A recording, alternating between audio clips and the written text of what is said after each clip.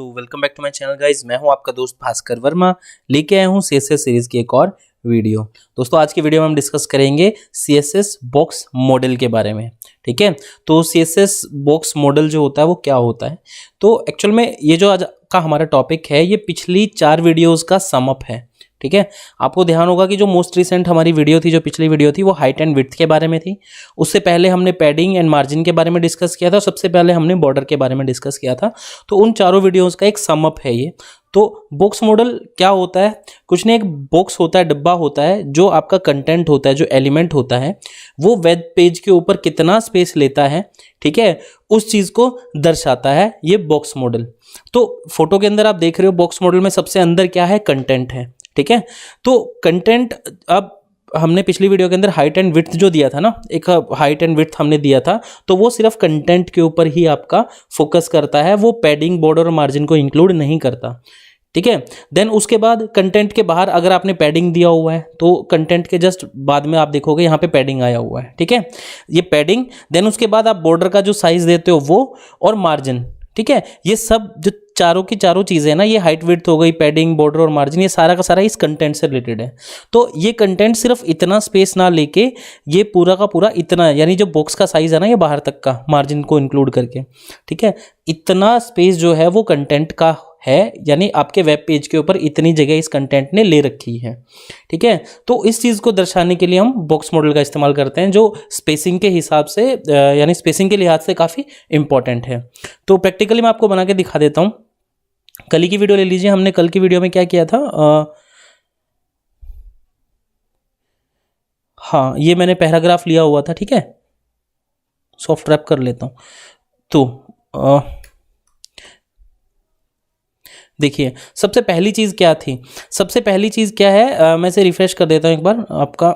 ये देखिए, ये आपका पैराग्राफ आ गया।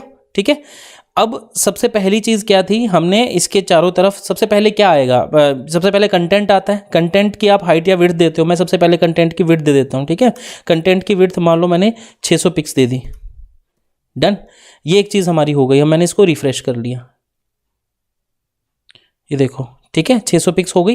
देन इसके बाद सेकंड चीज़ क्या आती है बॉक्स मॉडल के हिसाब से? कंटेंट के बाद आपका आता है पैडिंग, यानी कंटेंट के चारों तरफ कितना स्पेस है। तो मैं पैडिंग दे देता हूँ। पैडिंग मैंने यहाँ पे क्या किया, 20 पिक्स दे दिया। ठीक है, डन। अब रिफ्रेश कर लेते हैं इसको। ये देखिए, ये क्या हुआ, आपका कंटेंट हो गया 600 पिक्स के अंदर। देन उसके बाद उसके बाहर क्या आ गई, पैडिंग आ गई।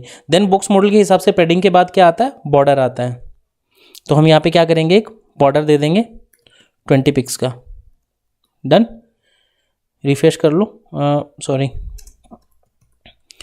सॉलिड बॉर्डर हमें चाहिए, तो मैंने एक सॉलिड बॉर्डर बना लिया। तो अब इसका साइज़ क्या हो गया, ये देखो। सबसे पहले आपका एलिमेंट आ गया जो 600 उसके अंदर है। देन उसके बाद आपका पैडिंग आ गई। देन उसके बाद 20 का ही हमने बॉक्स ले लिया चारों तरफ। देन बॉक्स मॉडल के हिसाब से क्या है, बॉर्डर आ गया। उसका सबसे लास्ट है मार्जिन, तो हम इसके अंदर मार्जिन और ऐड कर लेंगे। ये आपने मार्जिन ऐड कर दिया। ठीक है, तो ये बॉक्स मॉडल के हिसाब से हमने पूरा का पूरा इसे बना लिया है। थोड़ा सी छोटा कर देते हैं, ये देखिए। ठीक है, अब आपके वेब पेज के ऊपर आप देखा जाए तो जो पी आपका पहरा था, यानी ये जो आपका एलिमेंट था ना, इसने सिर्फ जो आपने इसकी विड्थ दी थी 600, सिर्फ इतना स्पेस नहीं लिया है, बल्कि उससे कहीं ज़्यादा इसने स्पेस लिया है। आप देखो, सबसे पहले कंटेंट था जो 600 था, फिर पैडिंग हमने 20 की दी, बॉर्डर हमने 20 का दिया, देन मार्जिन हमने 20 का दिया। ठीक है, ये है। तो इस तरीके से आप एरिया मैनेजमेंट, स्पेस मैनेजमेंट कर सकते हो बॉक्स मॉडल के हिसाब से, जिसमें आपका किस तरीके से आप काउंट करते हो। मान लो हाइट विड्थ थी, जो डिस्क्राइब करता है डायमेंशन ऑफ कंटेंट, यानी इसका हाइट और विड्थ कितना रहेगा। देन पैडिंग जो होता है वो डिस्क्राइब करता है कंटेंट और बॉर्डर के बीच का स्पेस, यानी ये पैडिंग है। देन बॉर्डर क्या होता है, पैडिंग और कंटेंट के बाहर जो होता है वो बॉर्डर होता है। और मार्जिन होता है, यानी पूरे वेब पेज से आपके एलिमेंट का जो बॉर्डर होगा, ठीक है, उसको, उसके बीच का स्पेस होता है ये। ठीक है, यानी बॉर्डर के बाहर का चारों तरफ का स्पेस आप मार्जिन बोलते हो। तो ये है वो आपका बॉक्स मॉडल एक तरीके से। ये आपका नया एलिमेंट हो गया, ये पैडिंग हो गया, देन ये आपका बॉर्डर हो गया, देन उसके बाहर का मार्जिन हो गया। तो अब जब आप स्पेस मैनेजमेंट करते हो, जब आप एरिया एक तरीके से काउंट करते हो, तो टोटल विड्थ जो 600 हमने दी थी वो 600 ना होके टोटल विड्थ आपकी क्या होगी, सबसे पहले इसका पूरा विड्थ, देन इसको आप ऐड करोगे लेफ्ट वाले पोर्शन को, लेफ्ट वाली पैडिंग को, राइट वाली पैडिंग को, देन आप लेफ्ट बॉर्डर को काउंट करोगे, राइट बॉर्डर को काउंट करोगे, देन लेफ्ट मार्जिन को काउंट करोगे और राइट मार्जिन को काउंट करोगे।